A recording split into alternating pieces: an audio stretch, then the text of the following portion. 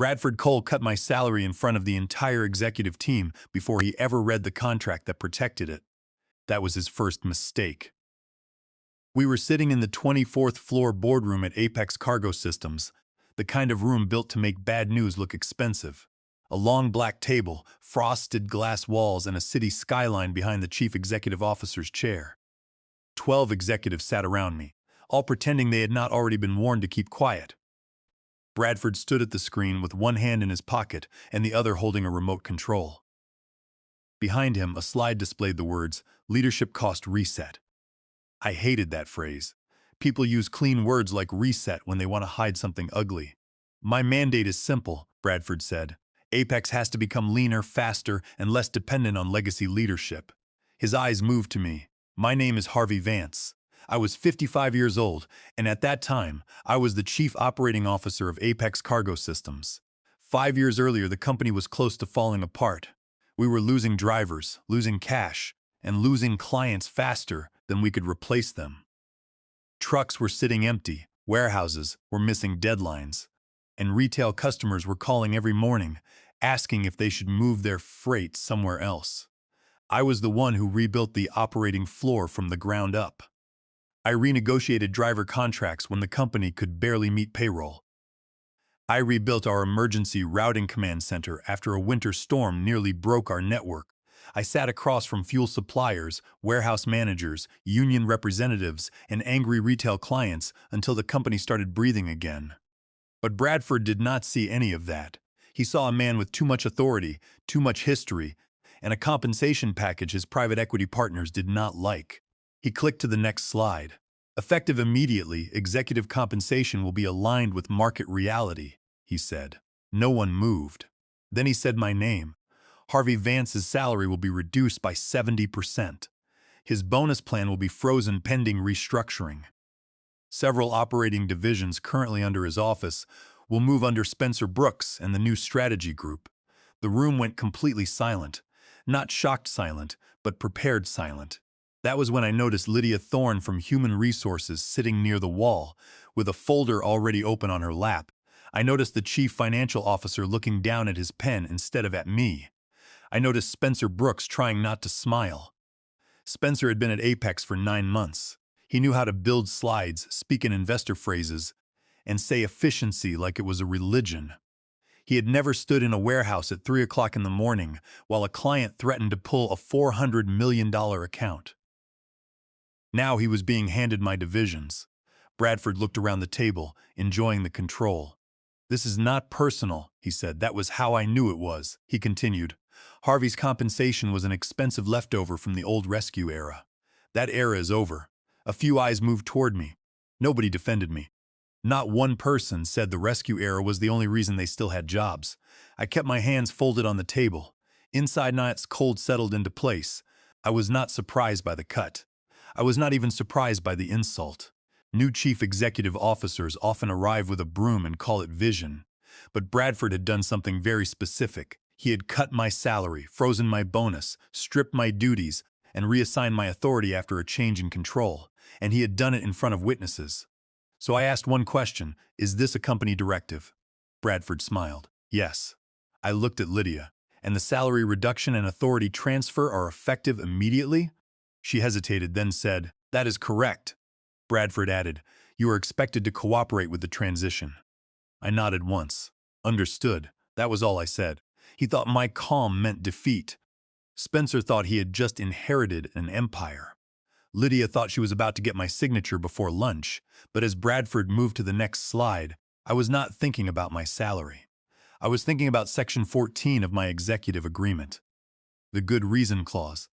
The clause written after the private equity takeover. The clause that said if Apex cut my pay, stripped my duties, or forced me under a lesser authority, after a change in control, I could leave as if the company had pushed me out. And if that happened, my golden parachute activated. $110 million. Bradford thought he had just saved money. He had actually made the most expensive announcement of his career. Human Resources did not wait 5 minutes. The meeting ended at 9:42. At 9:44, a calendar invite appeared on my phone. Compensation alignment and transition review. Location, Human Resources Conference Room B. I looked at the invite, then at the hallway outside. Lydia Thorne was already standing there with the same folder she had held during Bradford's announcement. "Harvey," she said softly, "do you have a moment?" It was not really a question. I followed her to the Human Resources floor, past glass offices and framed posters about values nobody intended to honor. Conference Room B was small, windowless, and too cold. A printed packet waited on the table before I sat down. That told me everything. The document was already dated, already approved, and already copied to payroll. My name was typed into every page. My salary reduction was written in clean black numbers, as if my career were just a line item someone had decided to trim. Lydia sat across from me and folded her hands. Lydia gestured to the papers on the table. "The company is asking all senior leaders to support the new structure," she said. "All senior leaders?" I asked. Her eyes flickered. "The reductions vary by role." "Of course they did." She slid a pen toward me. "If you sign today, we can make this transition smooth." I looked at the packet but did not touch it. The strangest part was not the money. It was how badly they misunderstood what they were taking. Apex's operations were not held together by dashboards alone. They were held together by memory, promises, exceptions, and trust. A national freight system looks simple on a presentation slide. Trucks leave warehouses, goods reach stores, and clients pay invoices. In real life, one missed storm route can destroy a holiday season. One ignored driver agreement can shut down a lane. One wrong warehouse promise can cost millions in penalties. I knew those pressure points because I had built the system after it broke. I knew which retail client needed direct escalation before any schedule change. I knew which driver groups needed notice before weekend shifts moved. I knew which warehouses could handle a sudden overflow and which ones only pretended they could. I knew the fuel hedge terms, the union promises, the client penalty windows, and the crisis routing exceptions that never appeared in investor decks. Spencer's team did not know any of that. By noon, the requests started coming in. They wanted my operations dashboards. They wanted admin access to the routing exception system. They wanted the client escalation list. They wanted the driver retention files.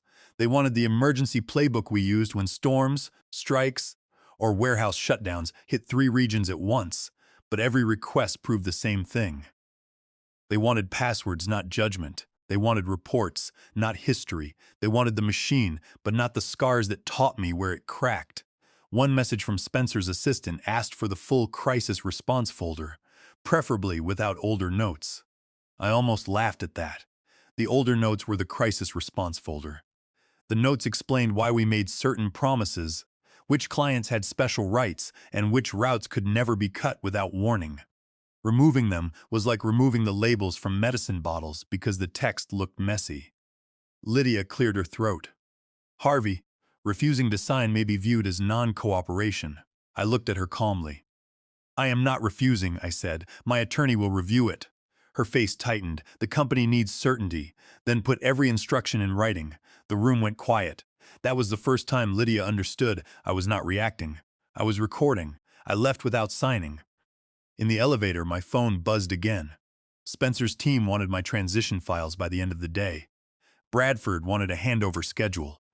Payroll wanted confirmation of my reduced compensation. They were moving fast because they thought speed gave them power, but speed makes people careless, and careless people write things down. By the time I reached my office, I understood the shape of their plan. They wanted to cut me down, keep my knowledge, hand my authority to Spencer, and hope I would be too embarrassed to fight. They wanted my job. They just did not understand the system holding it together, and they had no idea that the moment they tried to take it, they had started the clock on their own mistake. That night, I did what Bradford should have done before he opened his mouth. I read my contract. I sat at my dining table with my laptop, a yellow legal pad, and the executive agreement Apex's board had signed 5 years earlier. Outside my apartment windows, the city looked calm. Inside, I could still hear Bradford's voice saying my salary was an expensive leftover from the old rescue era. He thought that phrase made me smaller. It actually made the contract more important. 5 years earlier, Apex had been desperate. The old board needed me to stay through the private equity takeovers because the business was too fragile to survive another leadership loss. Drivers trusted me. Clients called me directly. The warehouse teams knew I would answer at midnight if something went wrong. So, the board gave me protection. It was not charity. It was not a reward. It was a guardrail. The investors knew that once the company was stable, a new chief executive officer might come in, claim credit, and try to push out the people who had done the hard repair work. They knew the easiest way to force an executive out was not always firing him. Sometimes it was cutting his pay, stripping his authority, humiliating him in public, and waiting for him to quit. That was why Section 14 existed. Good reason. The phrase sounded harmless, but it had teeth. In simple terms, it meant this: if the company changed control, then cut my pay, reduced my core duties, forced me under someone with less authority, or damaged my role in a serious way, I could resign for good reason, and legally, that would not be treated like I had simply walked away. It would be treated like the company pushed me out. That difference mattered because under my agreement, if Apex pushed me out after a change in control, the golden parachute activated. Accelerated X severance, unpaid bonus value, retention grants, tax protection, the full package, depending on valuation and timing, was worth up to $110 million. I read the clause slowly. Then I wrote 4 lines on my yellow legal pad. 70% salary cut, bonus freeze, operating divisions removed, authority transferred to Spencer Brooks.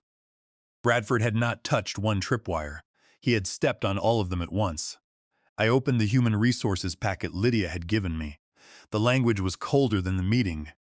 It said the compensation adjustment was effective immediately. It said my bonus eligibility was suspended pending restructuring. It said my operational responsibilities would be reassigned to the strategy group. It said I was expected to assist with the transition. Assist. That word did more damage than Bradford knew. I was not being asked to lead. I was being asked to hand over the company I had kept alive. At 10:36 in the evening, I emailed my employment counsel, Valerie Stone. I did not write a long emotional story. I did not mention how Spencer smirked. I did not say the meeting was humiliating, even though it was. I sent documents: the meeting notice, the human resources packet, the new organization chart, the compensation memo, and my notes listing who was in the room. Then I wrote, "Please review whether today's actions trigger good reason under Section 14. Valerie replied just after midnight. Her email was short. "Harvey, the trigger appears serious. Do not resign yet. We need to send formal notice and give the company a chance to cure." A chance to cure meant a chance to fix it. That was important. My contract did not let me simply declare victory and leave with a fortune. It required procedure. I had to notify Apex of the breach. Then they had a set period to restore my salary, restore my duties, and correct the reporting structure. If they fixed it, the parachute stayed closed. If they refused, it opened. I leaned back in my chair and looked at Bradford's signed memo on the screen. He thought he had trapped me between silence and surrender. But contracts are not about what powerful men think they meant. They are about what they signed, and Bradford had just opened a door worth $110 million. The next morning, I came to work exactly on time. That was deliberate. I did not storm in. I did not stay home. I did not slam doors or whisper in corners.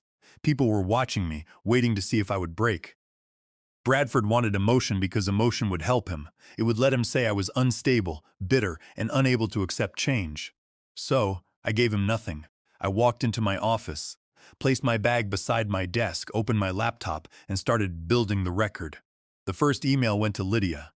Confirming yesterday's discussion, my salary reduction is effective immediately. My bonus plan is frozen, and my operational divisions are being reassigned to Spencer Brooks's strategy group. Please confirm if this accurately reflects the company's directive. It was simple. No anger, no accusation, just facts. Lydia replied 32 minutes later, confirmed. These changes are part of the leadership cost reset and transition plan. I saved it. Then I emailed Bradford.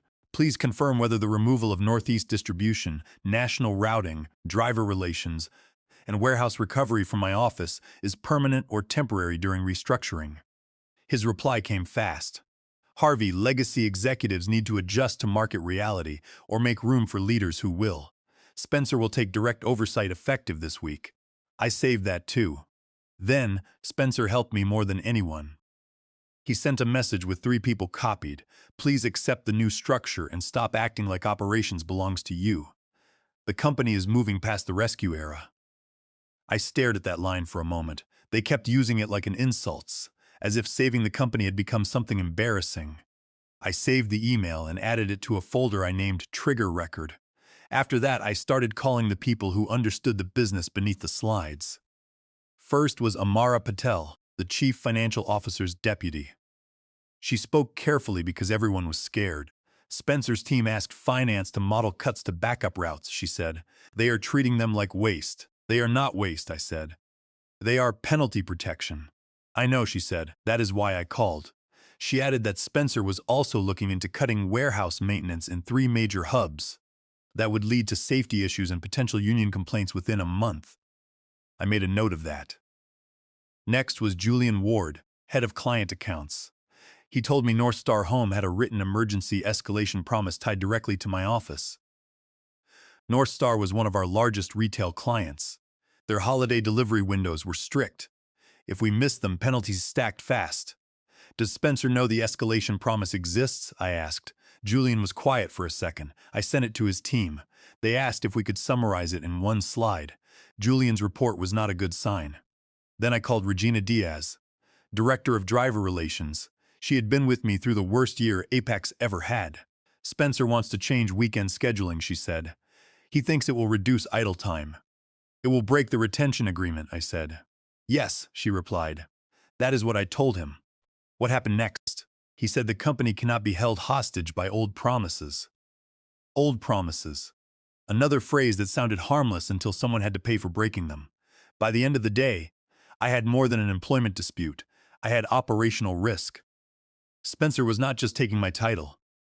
He was changing rules he did not understand, inside contracts he had not read, with clients and drivers who still expected Apex to keep its word.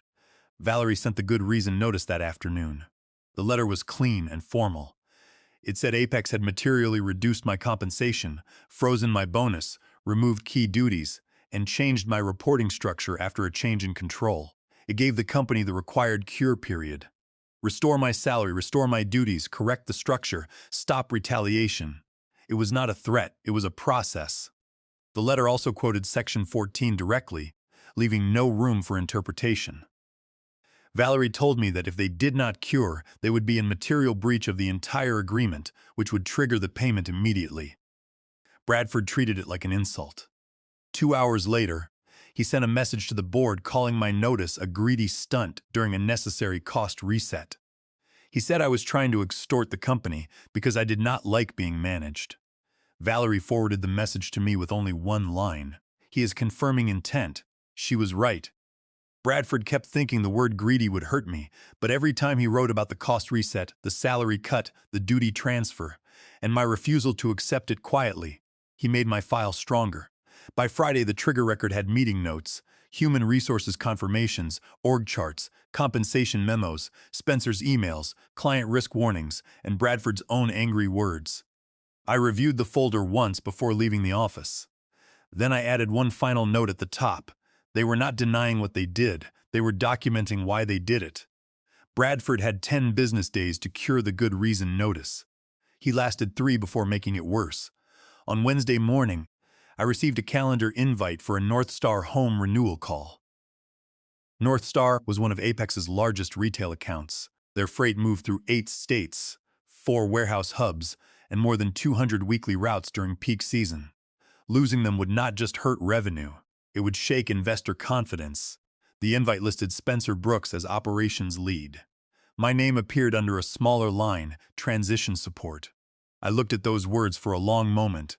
That was Bradford's plan. He was not just cutting my pay and taking my divisions, he wanted my own clients to see me as the past. He wanted Spencer to sit in my chair before the cure period ended, so the board could claim the transition was already working. It was not working. I joined the video call from conference room. D. Bradford sat at the head of the table. Spencer sat beside him, a polished deck open on his laptop. Lydia from Human Resources was not on the call, but I knew she was nearby.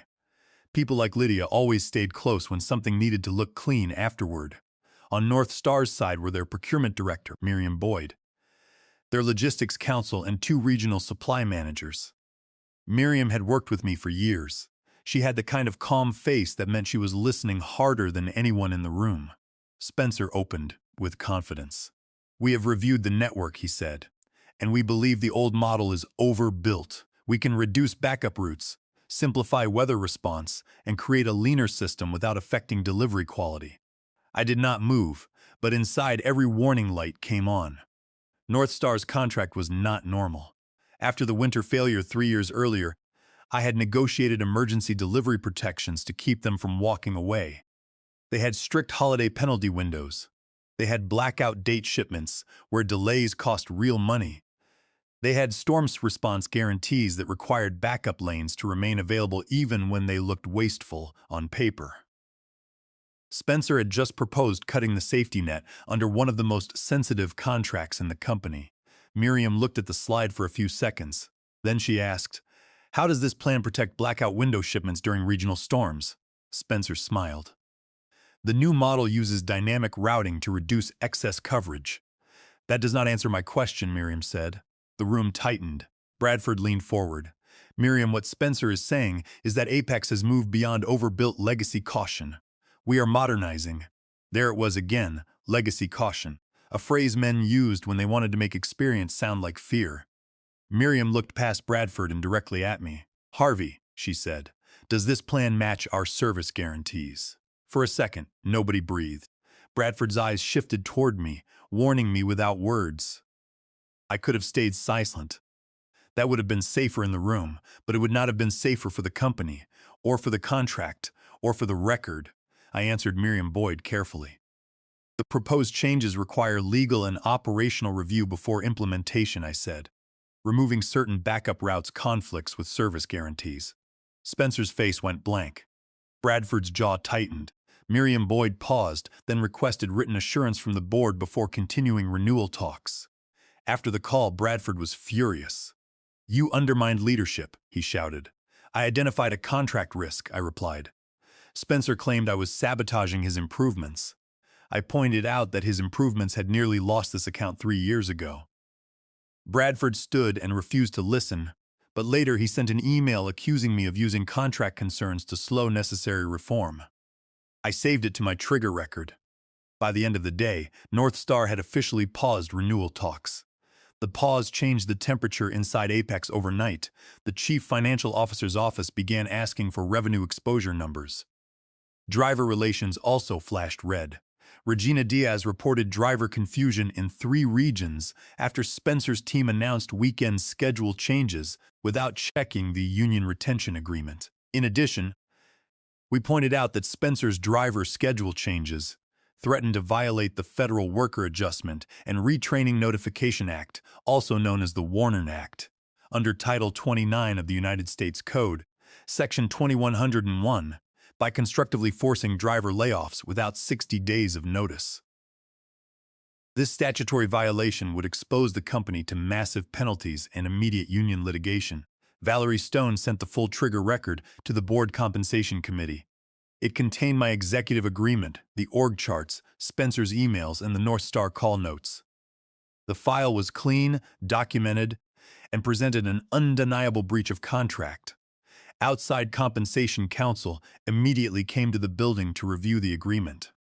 That was the moment the board saw the real number, $110 million. Outside counsel warned them that if they did not cure the changes, my exit package would be fully enforceable. Paying me would be a massive governance failure triggered by Bradford's first cost-cutting move. The chief financial officer warned Gwendolyn Holt that a public fight would freeze financing talks, scare key clients, and damage investor confidence in the post-takeover leadership plan. At 6 o'clock, I received a notice for a mandatory compensation review meeting. We met in the executive boardroom. Gwendolyn Holt opened the meeting with a serious tone. "We are here to review the good reason notice and cure options," she said. Bradford leaned forward, claiming I had weaponized my contract to punish the company for making hard business decisions. Lydia Thorne added that the salary cut was just a leadership alignment process. Valerie Stone opened her folder and laid out the facts. On Monday, Bradford announced my 70% salary cut and froze my bonus. Spencer had ordered me to stop acting like operations belonged to me. Valerie explained that after a change in control, Apex had no right to reduce my pay or strip my duties without paying my separation package. Outside counsel agreed that the contract covered these changes. The compensation consultant read the total value of my package, $110 million. The room went silent. Gwendolyn Holt turned her gaze away from the chief executive officer, looked directly at me, and asked if the company could cure the breach. Yes, I said. Restore my compensation, return my divisions, and remove Spencer from my teams. Bradford stood up, his face red and his voice shaking with anger. No, he said, banging his hand on the table. I cannot lead this company if a single executive can hold the entire board hostage. Gwendolyn's face hardened at his response. Bradford had been offered a cure and refused it in front of the board. The board asked us to step out.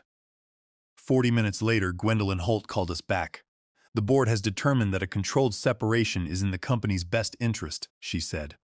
Apex recognized my good reason trigger. The settlement took 2 weeks to finalize. The total package came to $110 million in structured value, severance, and accelerated equity. The board signed the deal quickly because they wanted to resolve the situation before the quarterly report was released to the public. They did not want shareholders to know that Bradford's cost reset had resulted in a massive cash outflow. The real victory was the wording. Apex admitted in writing that my pay was reduced, my duties were changed, and my good reason notice was valid. The agreement proved I was right. Spencer was removed from operations immediately. His leaner plan was frozen before it damaged North Star. Apex sent North Star a corrective letter, and they renewed their contract. Lydia's team rewrote their transition process. Bradford lasted 3 months under close supervision before resigning to pursue advisory opportunities. I did not return to Apex. I joined the board of a competing logistics technology firm 6 months later. On the day my settlement binder arrived, I looked at Bradford's signature. That signature confirmed that his cost-saving move had activated the very protection he never bothered to read. He thought cutting my salary would make me smaller. Instead, his signature made me untouchable.